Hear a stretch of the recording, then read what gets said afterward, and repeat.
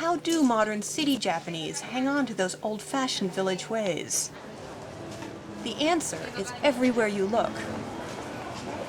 It's in the taxi drivers who open the door for you and cover their seats with lace. They all wear shiny white gloves and keep their vehicles spotlessly clean, inside and out.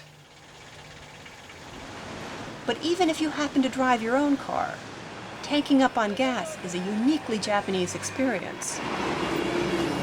After the initial introductions, the customer is comfortably settled with coffee and a paper, and the team goes to work. Emptying the trash,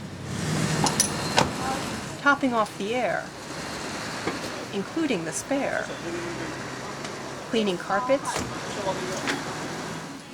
and, of course, filling up the tank.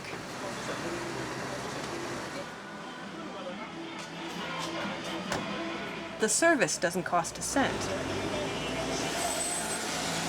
It's just good old-fashioned country courtesy.